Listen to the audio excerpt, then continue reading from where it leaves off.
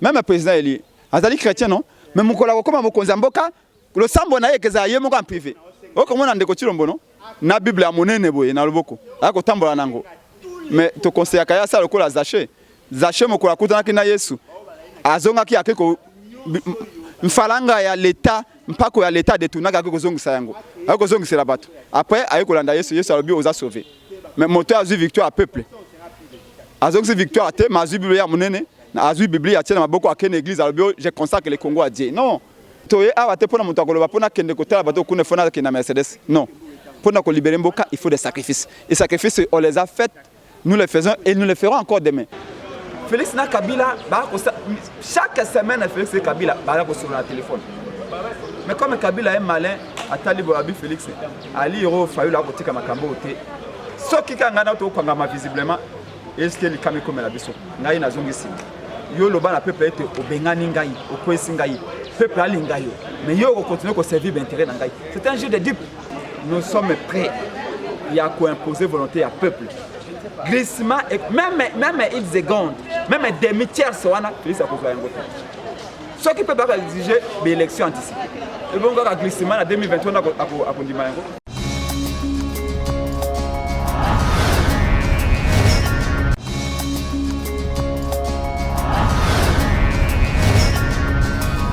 Historique pour nous quand tu vas société à est pour nous exiger l'application du rapport mapping. Donc de ce côté-là. Nous avons fait le travail et nous continuerons. On ne va pas se satisfaire. Parce que le rapport mapping est un intérêt à peuple.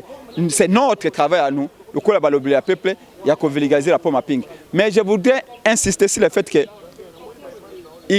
n'y aura pas une seule minute. Il n'y aura pas de glissement. IDP se trompe. Le fait est qu'aujourd'hui, Félix et Kabila sont toujours ensemble. Ils se parlent chaque semaine. On a les informations. Tout ce que vous voyez là, c'est le cinéma. C'est pour attraper les esprits faibles. Oh, Mabunda Kwei. Synonyme à départ Kabila, papa. Kabila a sacrifié Chao Kitondo en 2011 en faveur de Kengo Azaka Moutouakana été. Kabila pour mettre Tibala, il a sacrifié ses propres ministres pour Kotia Tibala. Il a sacrifié son propre premier ministre pour Kotia Badibanga. Kabila est prêt à sacrifier 20%. Il y a intérêt à Batonaye pour conserver 60% d'intérêt privé. Et nous savons que c'est un jeu. Et le peuple Nabiso a tombé dans le piège. Nous avions averti à nos frères. L'union sacrée, ça sent du kabylisme. Ça sent du Kabila là-dedans. Aujourd'hui, on nous revient, on nous dit non, il est toujours comme ça. Nous, on ne va pas entrer là-dedans. Nous savons ce que nous faisons. Nous savons où nous allons. On a été insultés. On a été sojouciés. On nous a même interdit certaines chaînes de télévision parce que tu critiquais l'union sacrée. Les autres mais c'est ça aussi la démocratie que nous voulons prêcher, que nous voulons instaurer dans ce pays. Il faut savoir respecter la volonté de chaque Congolais. Et nous respectons la volonté de nos amis qui nous ont quittés. Nous continuons ce combat contre Vaz et Maré. Mais je l'ai dit, peut-être que tu vas comprendre le Rwanda. Nous allons s'y prendre tout le monde d'ici quelques années. Nous allons récupérer cet impérium pour le bien de notre peuple. Merci beaucoup. Merci beaucoup. Question à Souka. Bureau cabinet Oyo, président Martin Fayoulou a tiré pour une action na terrain. Et ça, compte à la Mouka, ton compte Yanine. Décider la Mouka, to. Non, ici on ne parle pas de décider. Ni la Mouka. On ne parle même pas de la Mouka. On parle d'un président élu. Nous parlons de la République. Ce n'est pas la Mouka qui a élu Fayoulou.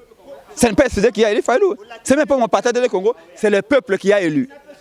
Si vous regroupez tous les partis politiques au Congo, plus de 600 partis politiques ou 700 partis politiques, ce qu'on a recruté par les militants, tout au Congo, ici 5 millions de militants. Tous les partis du Congo, alors que le peuple congolais est estimé à 100 millions d'habitants. Donc ne réduisons pas un président élu, on a la Mouka, on a décidé, on a décidé Congo sur la nouvelle élan. C'est le cabinet du président élu. Et tout Congolais va l'accompagner comme un président élu. Motonio Jessica Azali. Parce que c'est le dernier virage 2021. Donc c'est le cabinet du président élu. Et Binoban Congo, vous avez un cabinet. Merci beaucoup. Pour Nabiso Souka, il y a application à rapport mapping ezana moanini pour Congolais yeba pour glissement to yeba ke non soto komi na mwa bo seke komi glissement ezana moanini obilo botina mutu ke Souka soto komi boye makambo ya proposition sortie de crise eza sous na valeur te wana soki yeza glissement. Premièrement, d'abord pour un rapport mapping, je vais vous dire que le rapport mapping. Non, plutôt je disais proposition sortie de crise. Soukanango ezali na mwani. Non, bitumba conviction, il y a un boxeur qui monte dessus. Non, je vais dire ceci. Conviction, il y a un boxeur qui monte sur un ring et dans son cœur. La détermination d'un homme ne se décrète pas. La détermination d'un homme c'est vie à l'intérieur. Tout le monde a libanda et zalinde opérationnalisation en gros. Nous savons, après analyse de notre sali, que Félix est toujours ensemble avec Kabila. Et que l'Union sacrée, ils allaient exprimer même une unité d'esprit. Il y a Félix et Kabila. Et nous savons, nous sommes convaincus également, que les deux n'accepteront pas les réformes. Parce qu'ils sont venus par la fraude, par une perpétuer fraude. D'où nous sommes déterminés, nous disons, premier acte de détermination, on installe les cabinets. Deuxième acte de détermination, ils allaient à Kitananzela. Mais tant que vous avez Bitumba, et là, quand vous avez l'indépendance, l'indépendance est le plus possible. Mais il y a une indépendance, c'est le 30 juin. Pression Bachaki, des salariés étaient pressés comme tel que Bamindele va souhaiter l'indépendance comme les 30. Nous, on ne va pas se limiter, mais les véritables, les vrais souhaits d'Abissozali, que les réformes s'obtiennent, pourquoi pas même en mois mars. Mais quelqu'un pour la réforme, c'est le cabinet. Et le cabinet pour maîtriser le Congo. Le cabinet n'est pas pour contrôler la province. Parce que nous avions des partenaires au sein de la Mouka. Comment on va devoir garder toutes ces provinces-là? Le Congo est grand. Il faut qu'on soit à la taille du Congo. C'est ça aussi l'existence, c'est le rôle de l'existence du cabinet. Il faut que les cabinets soient représentés. Chaque bateau à territoire au Congo, bateau à secteur, bateau à province. Donc ce cabinet-là sera bien outillé, bien garni. Naba Congolais, ba Yanzi, ba Luba, ba Tetela, Bangala, ba Swahili, ba Yaka, ba Nande, ba Bemba, ba Bembe Nakati. Donc bikolo nyonso. Même un poste en autres nyos, ba koza na cabinet ewana. Pour servir retour à la souveraineté à peuple. Et dans ce sens-là, conjugaison à Befo, mais parce que base nango est honnêteté, c'est constance. Nous n'allons pas prendre des gens qui demain, aïe pas nabiso, azoma succès, pour le bakat sanangam bâti le moto à Kenyan sacré. Nous on préfère prendre des moutapous, mais moutapous a la même conviction que biso, a la même idéologie que biso. Ah au cabinet ils ont union sacrée, union secrète saleté. Oh moto thermomètre ni bokoye ba mutu. Té toyebi. Dès qu'on a un compagnon d'élite à Yebanak. Parce que compagnon d'élite a différents compagnons de route. Compagnon de route, c'est ce qu'on a le Koyeba. Ce qu'on a le Koyeba. Compagnon d'élite a moto à Yepona Kubuna Nabiso.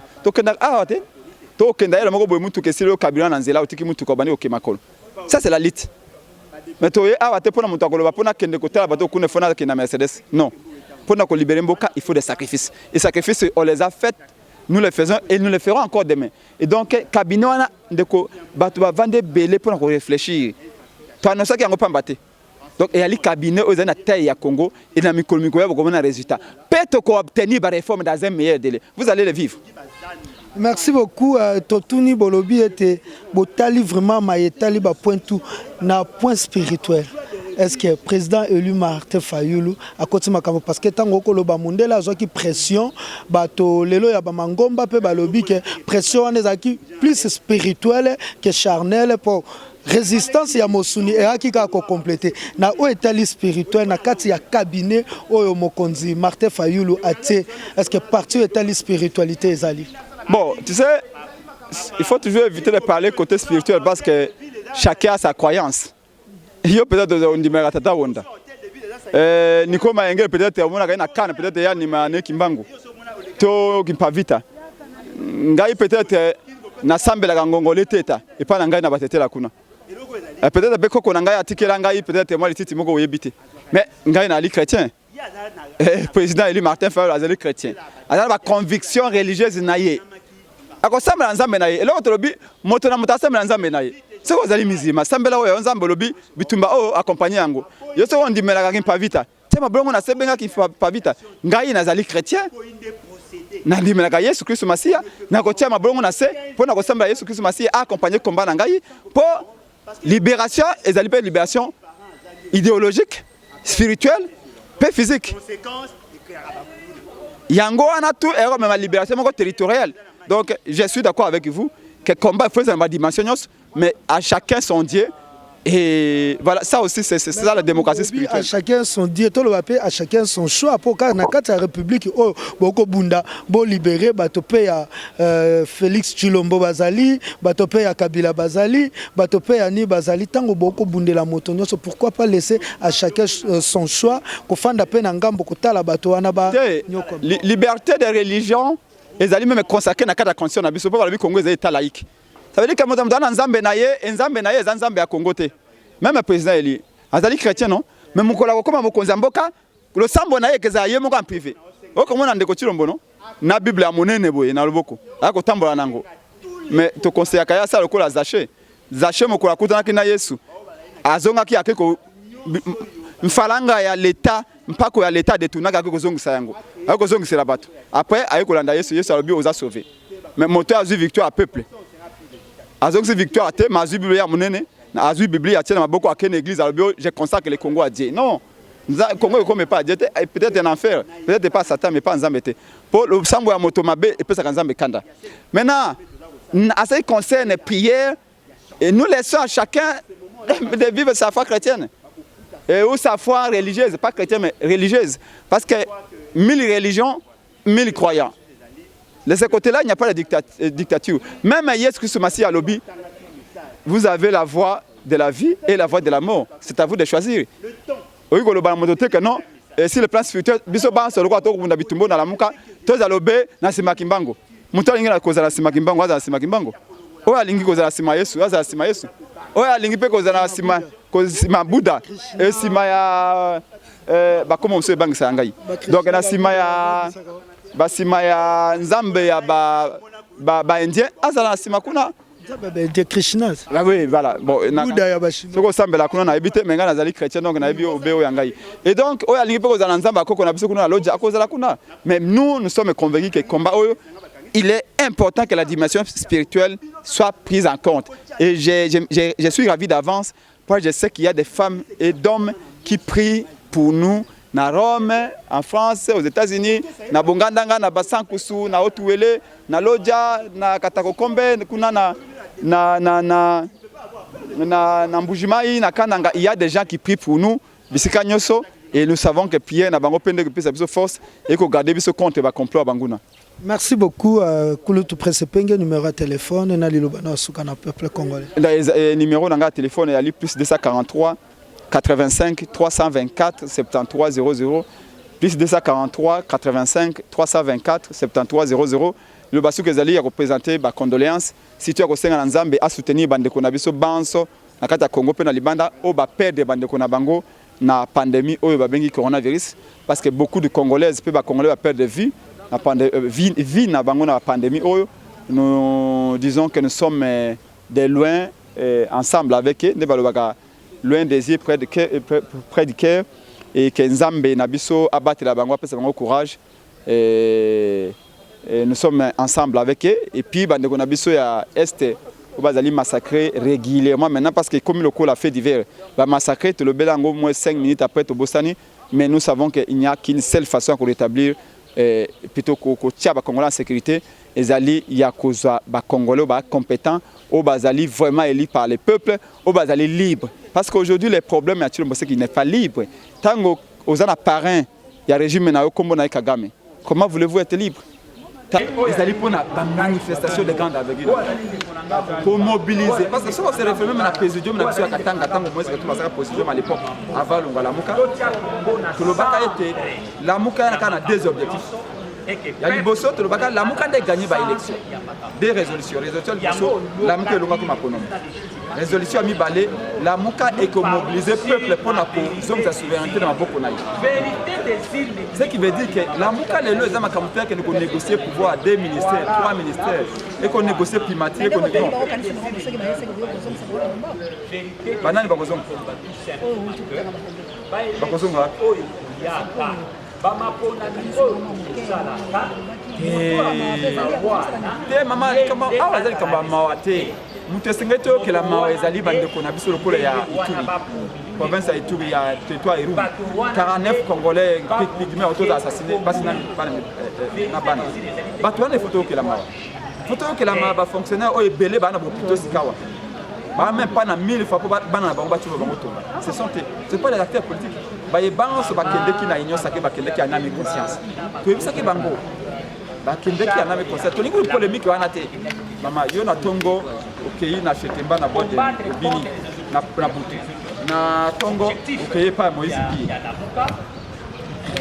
na ebité na butu susu ozongi susu okei soki na boîte nini et na moi okei pas donner ça kosambelo ata bamyo banzondo 1000 fois okota paradis on peut pas être dans la muka aujourd'hui après demain na cash lobby okuna na FCC après lobby l'union sacrée et puis des dio et ça pour l'intérêt à peuple. Non, je ne veux pas vraiment qu'il y ait des polémiques là-dessus. Tout ce que le bac on est à parenthèse, tout ce que le bac est de Bukatumbina, bah décider qu'il y a une conscience. Par contre, on a une union sacrée. Mais quand on a une union sacrée, on a état libiso, tout souhaiter qu'il y ait une bonne chance. Ce sont quand même des acteurs politiques, des premiers plans. Il faut qu'on ait la confiance et l'intelligence dans Bango. Ils savent à quoi ils se sont engagés. Biso pétant de Tigana Kati à la Mouka populaire. La Mouka peuple. Pour le lobby, tu ne peux pas risquer, non? Parce que la vie est faite des choix. Tant que sali, aujourd'hui, idée à Kubala. Kubala peine à risquer, non? Même si tu as Kumba, na risquer, non? Kubala n'a pas de risquer, non? Tant que Bando Kubandimi Kokena la Mouka, vas-y, risquer. Biso peut retirer na Kati à la Mouka, tu ne peux pas risquer. À chacun d'assumer la position. Nous leur souhaitons bonne chance. Il n'y a pas de débat. Au Kabunda lobby boy. Au Kabunda lobby boy. Nous savons que l'IDPS. l'IDPS à lobby ou une dozangue azali burundais.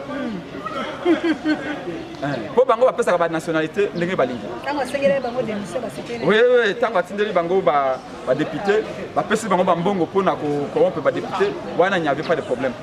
Et donc pour na biso équipe équipe ya combat. Nicolo Mikoya va marcher dans tous les territoires, dans toutes les provinces de Salam. Ba sitine et Salam. 2021 ezali année ya ba réforme. Parce que Félix n'a aucune intention de faire la réforme. Maïman sur le bac de l'iscoule n'a pas pour tromper le peuple.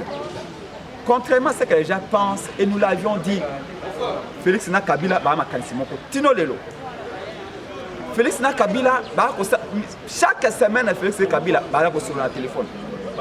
Mais comme Kabila est malin, à Talibo Abi Félix, Ali Hiro Fayou la côté comme Makambo. Ce qui est en train visiblement, est-ce que les caméras comme la biso n'a une zone ici. Yo le ban peuple est au Bengani Ngaï, au Kwesi Ngaï, peuple à Lingaï. Mais yo continue à servir d'intérêt Ngaï. C'est un jeu de dupes. Na pesi peuple na biso Longonia. Na lobi na peuple na biso merci. Pour Bessika nous sommes trop balobia Prince Penge ma moloboloba qui yamwe pour Kisami. Félix na Kabila ba obé ensemble. Félix na Kabila ba obé motumoko. Donc ma ya lobi na biso akosa kinde biso. Boni asangisi bato na yena bato Kabila na espimoko ya yena Kabila et puis akoloba na biso ngai na kabana Kabila. Union sacrée ezali loko na ngai pona kopesa peuple lipa, kopesa peuple kura lokuta. Donc lelo remercier le président Eli Martin Fayulu, Lulenge Azali Dete. Parce que le cabinet a expression de détermination au combat, il faut les intensifier. La seule, nous sommes prêts. Il y a Kolongola Souli, il y a Kouboura Kazaka, il y a là. Pour Bitumba, il y a Bissona, Chilombona, Kabila, Tokolon, on est dans le terrain. Et pour la libération de l'immédiat, quelle libération de les soucis? Mais bien sûr. Mais il faut qu'on se résolve la solution. Parce que les lots, si on ne se résout pas, il y a Kobi Mananzela. Tu vois que le liste pour le oh, l'intention Félix Azali Nandi. Ce qu'on a dit, Batunaye, le cola Basesanga, le cola Lubaya, marketing va au salanaye, na jeu 13 na Bangwara. Vous sentez que logique est Azali, Félix est en train d'exploiter les mêmes recettes que Kabila, les mêmes stratégies que Kabila, qu'on débaucher, qu'on diviser ta Sikawaboy. Dans une bataille, tout le monde a tiré dans la poche. A tiré tout le monde Vraiment. Presque ba devenir toi Katumi ba okende na sur le Sikawa. Na MSP ba bande sur ko piocher ba mususu. Pour vous dire que c'est les mêmes recettes que Kabila a exploité hier que Félix a exploité aujourd'hui.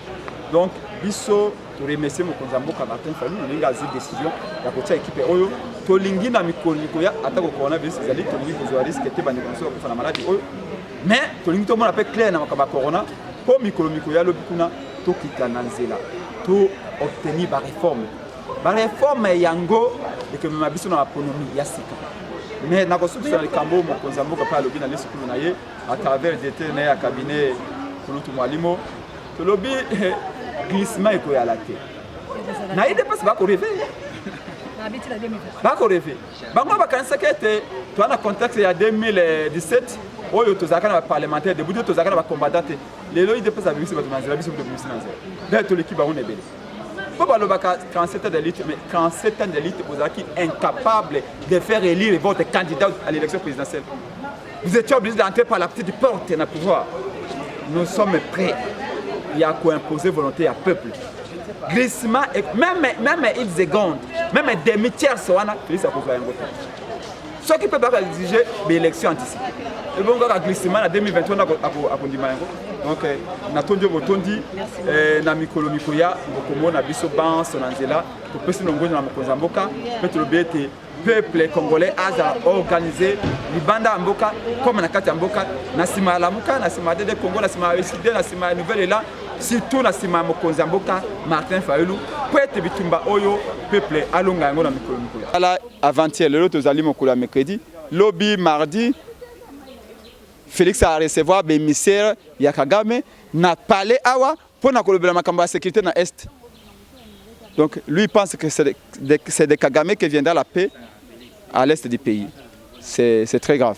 Merci beaucoup, c'est Trésor King Bukele Kolo Congo, héritier ya Mboko Congo, Esengo, Ezaki Yangai, ya kozali boso ya Nkulutu, tope Kolo Congo presse penge, to solola, masolo ya Mboka Congo, ndenge na lobaka, Esengo na biso ezali, ete baleki biso na mbongo, baleki biso na mituka, baleki biso na kitoko, kasi biso teleki bango kaka na bolingo ya Mboko Congo, po mopaya koki kozala na mituka ya talo na Congo akoki kozala na bomengo ebele na Congo kasi akozala na bolingo ya Congo te koleka biso ba oyo tokutani mbala sima na numéro mosusu na tolobela politique esika wapi tokundolaka masolo ya politique ya République démocratique du Congo na bosolo nyos soki bakimaka biso po balinga bosolo te bye.